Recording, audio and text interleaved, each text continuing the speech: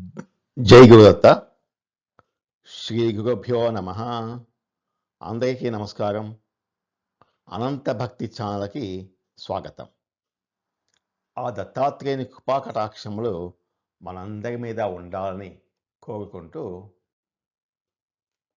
శ్రీ గురు చరిత్రలోని జ్ఞానకాండమునందు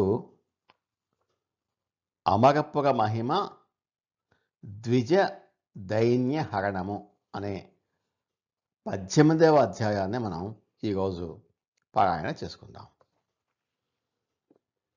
ఈ అధ్యాయంలో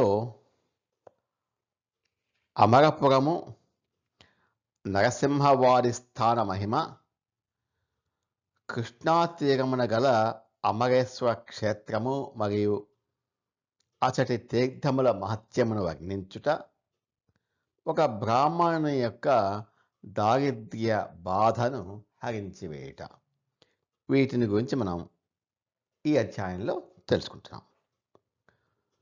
శ్రీ గణేశాయ నమః. శ్రీ సరస్వత్యై నమః.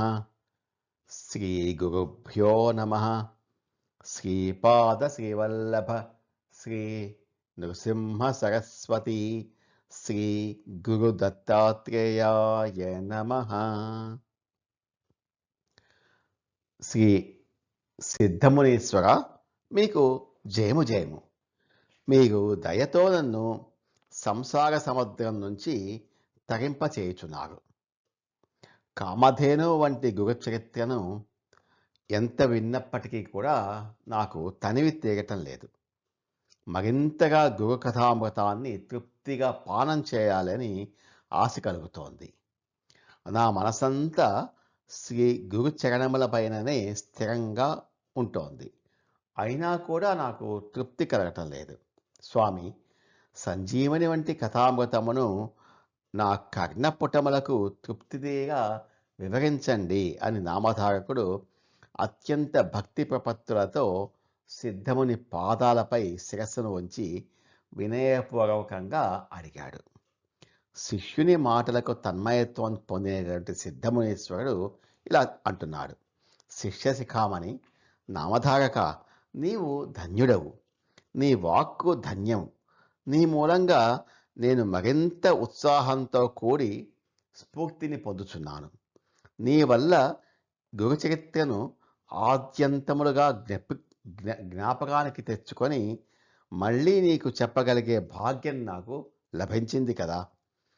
సాటిలేని బిల్లవటి స్థాన మహిమను ఇంతకుముందు నీకు చెప్పాను. ఇప్పుడు చెప్పబోవు కథ అత్యుత్తమమైనది. దాన్ని వివరంగా చెప్తాను, శ్రద్ధగా వినుము అని సిద్ధముని చెప్తున్నాడు. కొంతకాలం బిల్లవటి యందు ఔదంబర వృక్ష సమీపమున శ్రీ గురుమూర్తి గోప్యంగా ఉండినా కూడా అప్పుడప్పుడు వారి మహిమ ప్రకటమగుచుండెను. కాలము గడిచిన కొలది తన యొక్క మహిమా ప్రభావము సర్వత్రా వ్యాపిస్తోంది కాబట్టి స్థానాన్ని మార్చాలి అని శ్రీ గురుదేవులు అనుకున్నారు. ఆ తదుపరి తాను ప్రకటన కావాలనని ముందుకు బయలుదేరారు. వరుణాసంగమంగా ప్రసిద్ధిని పొందినటువంటి దక్షిణ వారణాసి అనే ప్రదేశాన్ని చూసి అక్కడ ఉన్నటువంటి భక్తులను శ్రీ గురుమూర్తి అనుగ్రహించారు. అనంతరం కృష్ణానదీ తీరమున గల తీర్థమును పునీతము చేయు నెపంతో పంచగంగా సంగమనందు వారు 12 సంవత్సరాలు నివసించారు. అప్పటి నుంచి ఈ క్షేత్రము నరసింహవాడి అని పిలువబడుతోంది. ఈ తీర్థము కాశీక్షేత్రంలాగా సాటి లేనిదిగా, తీర్థరాజమగు ప్రయాగతో సమానమైనదిగా ప్రఖ్యాతి పొందింది. ఈ సంగమమునందు కల కురుపురము అను గ్రామము కురుక్షేత్రము వంటి పుణ్య ప్రదేశమే. అచ్చటి పంచగంగా సంగమము మరింత మహిమాన్వితమైనది. కురుక్షేత్రమునందు లభించేటటువంటి పుణ్యం కంటే కూడా ఇక్కడ అధికంగా పుణ్యం లభిస్తుంది. ఇక్కడ ఉన్నటువంటి తీర్థాల సంఖ్య ఇంత అని చెప్పడానికి లేదు. దాని కారణంగా శ్రీ గురుమూర్తి ఈ ప్రదేశాన్ని తనకు నివాసయోగ్యంగా ఎంచుకున్నాడు. ఈ పంచగంగా నదీ తీరము పురాణ ప్రసిద్ధమైనది. దీని మహిమను గురించి అనేక పురాణాలయందు విస్తరించి చెప్పబడి ఉన్నది. ఇట్టి సంగమ స్థానమునందు స్నానం చేసేటటువంటి సమస్త పాపములు తక్షణమే నశించిపోతుంది అంటంలో ఎటువంటి సందేహము లేదు. అయితే పంచగంగా నది తీరమునందున నదుల గురించి నీకు పరిచయం చేస్తాను, జాగ్రత్తగా వినుము అన్నారు. శివ, భద్ర, భోగవతి, కుంభి, సరస్వతి అనే 5 నదులే పంచగంగలుగా ప్రసిద్ధి పొందింది. అవి మహాపాతకములను కూడా ధ్వంసము చేయును. ఆ విధంగా అత్యంత ప్రఖ్యాతి పొందినటువంటి పంచగంగలు ముందుకు వచ్చి కృష్ణవేణిలో కలిసెను. అది తీర్థరాజమగు ప్రయాగ కంటే కూడా మహిమోపేతమైన సంగమ స్థానము. అది అత్యంత మనోహరముగా ఉండును. అక్కడనే అమరపురము అనే గ్రామం కలదు. అక్కడ ఒక ఔదుంబర వృక్షం కలదు. అది సాక్షాత్తుగా కల్పతరువేశమా. అక్కడి దైవము అమరేశ్వరుడే. దానినే షట్కుల సంగమము అని కూడా అంటారు. వారణాసి నగరమునందలి అత్యంత విశిష్టమైన గంగా భాగీరథులతో సమానమైనది ఈ పంచనదీ సంగమము. అక్కడ అమరేశ్వరుని సన్నిధిలో 64 మంది యోగినులు ఉంటారు. అందుచే అది నిర్గుణ రూపమున గల శక్తిపీఠంగా ప్రసిద్ధి పొందటమే కాకుండా అత్యంత లోకపావనమైన క్షేత్రంగా కూడా విరాజిల్లింది. మిక్కిలి విశిష్టమైన అమరేశ్వర లింగమునకు సహజంగానే వందనము చేసి పూజిస్తే చాలు. అట్టి మానవులు తప్పక అమరులయ్యెదరు. ఆయన విశ్వనాథుడు. తీర్థరాజమగు ప్రయాగయందు మాఘస్నానం చేస్తే ఎంతటి పుణ్యం లభిస్తుందో అంతకంటే 100 రెట్లు ఎక్కువ పుణ్యరాశి ఈ పంచగంగా సంగమనందు స్నానం చేయటం వల్ల లభిస్తుంది. నదీ సంగమ స్థానమునందు సహజంగా అమరేశ్వర పరబ్రహ్మ నివసిస్తారు అని, ఇది ప్రయాగతో సమానమైనది అని ఖ్యాతి పొందింది. అందువల్ల ఆ స్థానములందు కోటి తీర్థములు నిర్గుణ రూపములో ఉంటుంది. అక్కడ కృష్ణానది వేణి నదితో కలిసి నిరంతరము దక్షిణ వైపుగా ప్రవహిస్తుంటుంది.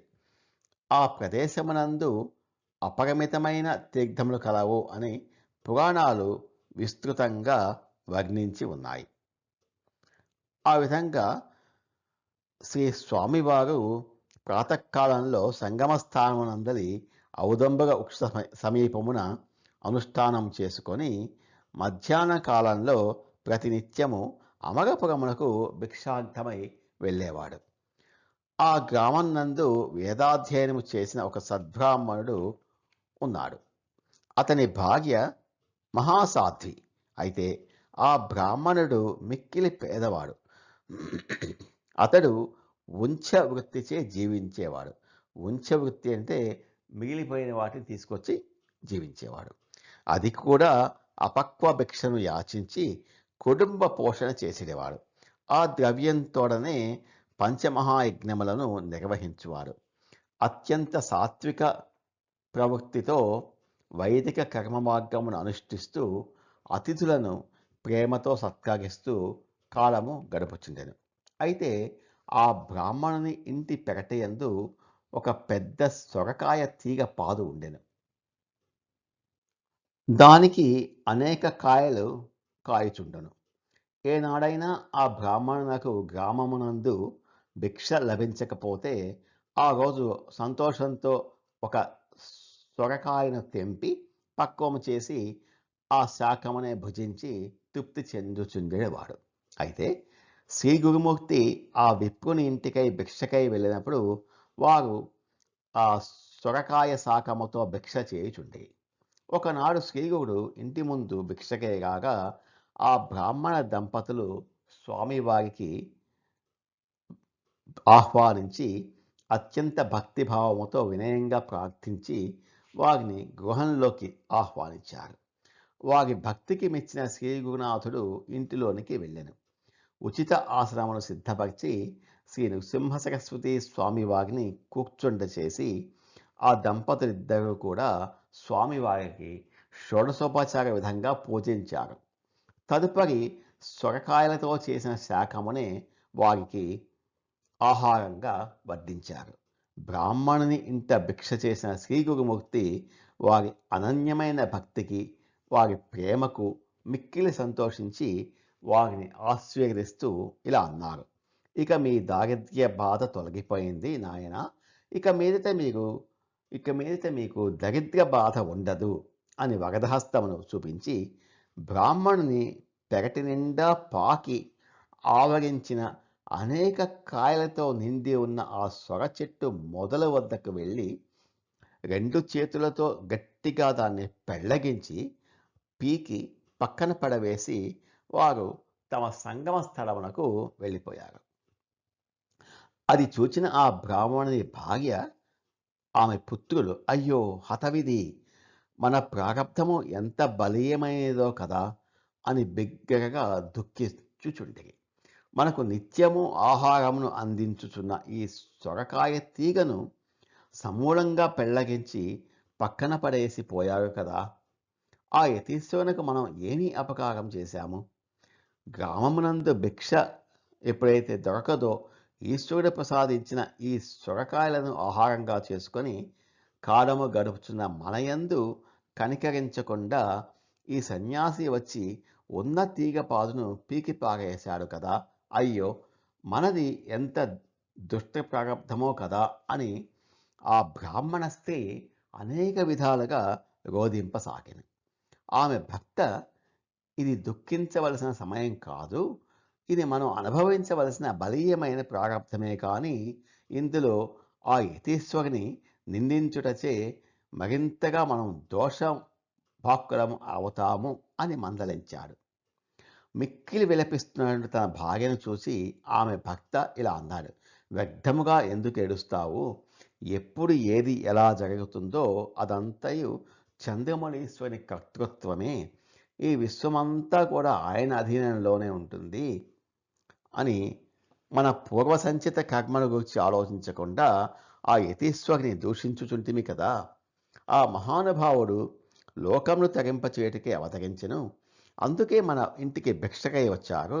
మన వెంట మన దారిద్ర్య దోషాలు తీసుకుని వెళ్ళిపోయారు.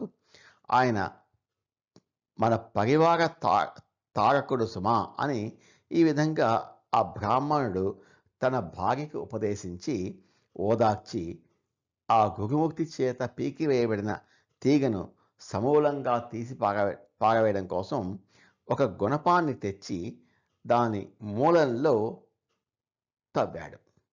అక్కడ చుట్టూగా తవ్వి ఈ తీగ మూలము యొక్క వేళ్లను లాగి పెళ్ళగించినప్పుడు ధనముతో నిండిన ఒక బిందె అతనికి లభించెను. దాన్ని చూసి మహదానంద భరితుడై వెంటనే ఆ బిందెను తీసుకొని ఇంటిలోకి వెళ్ళి తన భార్య పిల్లలకు చూపించాడు. అందరూ చాలా ఆనందభరితులయ్యారు. ఆహా, ఎంతటి విచిత్రము జరిగెను! ఆ యతీశ్వరుడు మన పట్ల ప్రసన్నులయ్యారు. అందుకే వారు చెట్టును పీకివేశారు. తద్వారా మనకు నిధి దొరికింది. వారు మామూలు యతీశ్వరులే కారు, కేవలము ఈశ్వరుని అవతారమే. మన యొక్క దైన్యాన్ని హరించడం కోసమే ఆయన మన ఇంటికి వచ్చారు. కావున వెంటనే వెళ్ళి వారిని దర్శించుకుని వారి అనుగ్రహాన్ని పొందడం కోసం ప్రార్థించవలెను అని ఆ బ్రాహ్మణుడు తన భార్యతో చెప్పాడు. దొరికిన బిందెతో పాటు సంగమ స్థలానికి ఇద్దరు వెళ్ళారు. చాలా ఆనందంతో ఔదంబర వృక్ష సమీపంలో కూర్చొని ఉన్నటువంటి ఆ గురునాథుని దర్శించి భక్తిభావంతో సాష్టాంగ వందనం చేసి దొరికినటువంటి లంకె బిందెను వారి పాదాల దగ్గర పెట్టి జరిగిన వృత్తాంతాన్ని చెప్పారు. వెంటనే శ్రీగురుడు అతనితో ఇలా అన్నాడు: నాయన, ఈ విషయాన్ని ఎవ్వరితోటి చెప్పకు. దీన్ని గుప్తంగా నీ వద్దే ఉంచుకో. మేము ఈ పని చేశాము అని నీవు ఎవరికైనా చెప్తే నీ ఇంటికి వచ్చిన లక్ష్మి వెళ్ళిపోవును. ఇప్పటి నుంచి నీ వంశంలో తరతరాలుగా అఖండ లక్ష్మి తాండవిస్తుంటుంది. నీవు పుత్ర పౌత్రులతో వెలసిల్లుదెవు అని ఆశీర్వదించాడు. శ్రీ స్వామివారి ద్వారా సమస్త మనోగతాలను పరిపూర్తిగా పొందిన ఆ బ్రాహ్మణుడు అతని భార్య కలిసి మహదానంద భరితులై తమ ఇంటికి వెనక్కి వెళ్ళిపోయారు. శ్రీ గురు కృపా ప్రభావము ఈ విధంగా ఉంటుంది అని మనం గ్రహించాలి. దర్శన మాత్రంతోనే ఆ మహానుభావుడు దైన్యాన్ని హరించివేయును. శ్రీ గురు కృపను ఎవరు పొందుతారో వారికి పాపము, దైన్యము, దరిదాపులలో ఎలా ఉండగలవు? కల్పవృక్షమును ఆశ్రయించిన వారి ఇంటిలో దారిద్ర్యము ఎట్లుండును? దురదృష్టవంతులు శ్రీ గురుచరణ పాదాలను పరిపూర్ణమైన విశ్వాసంతో ఆశ్రయించిన ఎడల వారు తప్పక మనల్ని అవతలి వైపు తీరానికి చేరుస్తారు. ఎంతటి దురదృష్టవంతులైన అయినా కూడా ఒకవేళ గురుకృపకు పాత్రులు అయితే అనంతరము వారు కూడా పూజనీయులు అవుతారు. ఎవరు గురువును భక్తి ప్రపత్తులతో భజిస్తారో వారికి ఇహపరాలు రెండూ కూడా లభిస్తాయి. వారి గృహమునందు అఖండ లక్ష్మి తాండవిస్తుంటుంది. వారు అష్టైశ్వర్యాలతో తొలతూగుతారు. కావున శ్రీ గురు మహిమా ప్రభావాన్ని మనస్ఫూర్తిగా గ్రహించి వారిని త్రికరణ శుద్ధిగా పూజించవలెను. తత్ఫలితంగా మీ గృహముల యందు సాక్షాత్తుగా కామధేనువే కొలువు తీరి ఉంటుంది అని సిద్ధముని నామధారణతో చెప్పాడు. జ్ఞానకాండంలో శ్రీ గురు చరిత్రలోని జ్ఞానకాండంలో అమరపుర మహిమ ద్విజ దైన్య హరణము అనేటువంటి ఈ 18వ అధ్యాయం సమాప్తం. జయ గురుదత్త. శ్రీ గురుదత్త. నమో భగవతే వాసుదేవాయ. ఏతత్ ఫలం శ్రీ గురుచరణారవిందార్పితమస్తు. స్వస్తి.